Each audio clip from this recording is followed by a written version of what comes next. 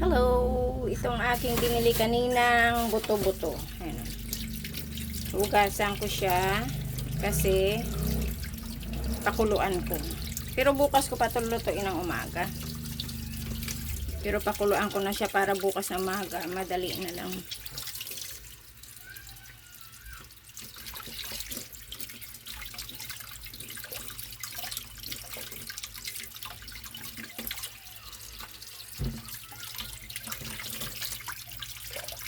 Yan na pag namili ako ng karne, kaya manok, pinapakuluan ko na bago ilagay sa rep para pag nagluto madali na lang.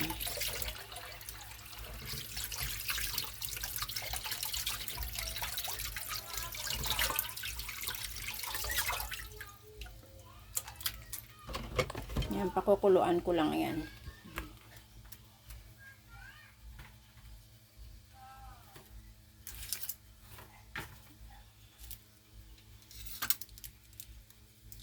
Pero lagyan ko na siya ng lagyan ko na siya ng sibuyas bago ko pakuluan.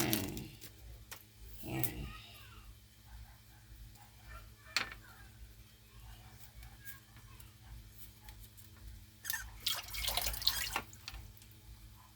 Para pag niluto bukas, may lasa-lasa na siya. Diba?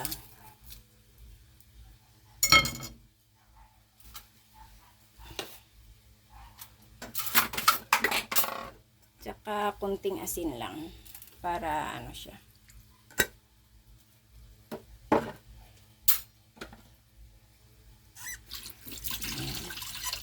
Yun, salang natin siya. At pakuluan. Ay, nakasarado pala itang ko. Kasi bumili ako ng gas ngayon. Nakasarado ba yun?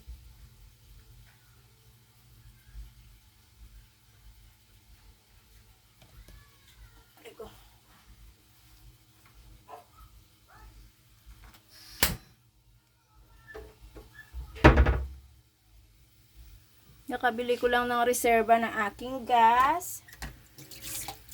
Hindi pa rin bumababa pala. 790 pa rin pala ang isang tangke. Naku.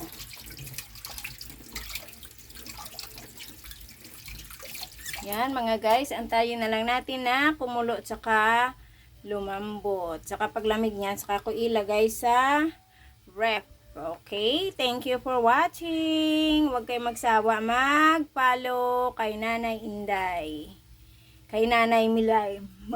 Kahit mga walang kabuluhan na mga post. Yun lang. Thank you very much and God bless. Ingat po tayong lahat.